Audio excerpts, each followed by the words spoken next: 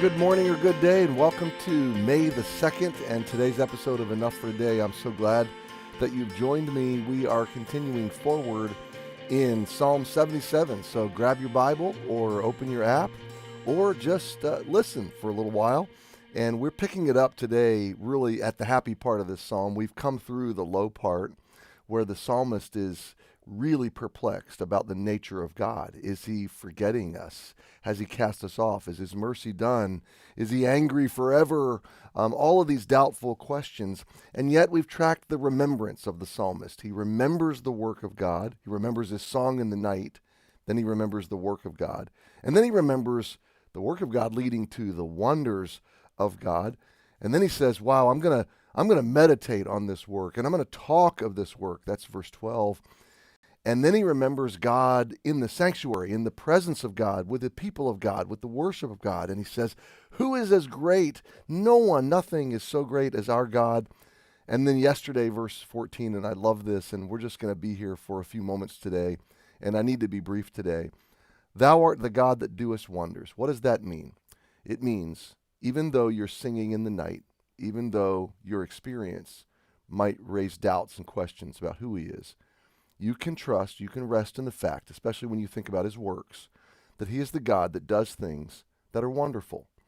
He is the God that does things that when you see them and experience them, you drop your jaw, your eyes go wide with wonder, and you say, wow, look at what God has done. That is who he is by nature.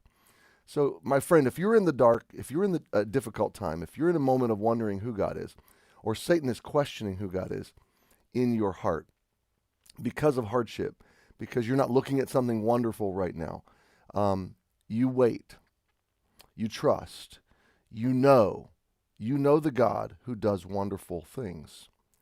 And look at this next phrase, and this speaks to right where we are. Thou hast declared thy strength among the people. So God is a God of strength. He makes his strength visible to people, and especially people that are willing to see it and look around and see the evidence of his power and his presence really etched into the fibers of our being, the DNA strands of our being, and then sprawled across the heavens and in all of creation that declares the glory, the presence, the beauty, the wonder of God. Thou hast declared thy strength among the people.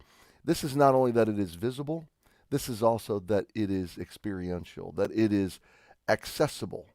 Look at the next verse. For thou hast with thine arm redeemed thy people, the sons of Jacob and Joseph, Selah. So redemption, God's redemption of his ancient people Israel, was the foreshadowing of his redemption through Jesus, who would be available to all people.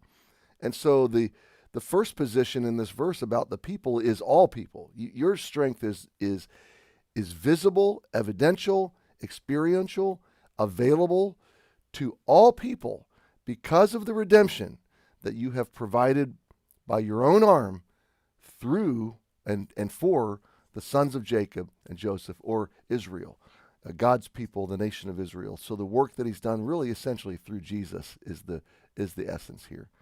So my friend, I want you to think about this today. I want you to meditate on these things, that maybe you're weak. Hey, by the way, let me back up. You are weak, and I am weak. I am exceedingly weak. And so you know what I need today? I need a strong God. And I was tossing a little bit in the night and didn't sleep well and woke up early, and I'm just like, I need a strong God, and he will give me his strength today. So I'm sure you have a busy day ahead of you, as I do. But let's go forward in the strength of God. Let's go forward knowing that wherever we are in the flow of the circumstances, we're in a big story. And God is writing and doing great and wonderful things that we will celebrate for all of eternity. So happy Tuesdays, my friend. Happy Tuesday, my friend. Have a good day, and I'll see you tomorrow.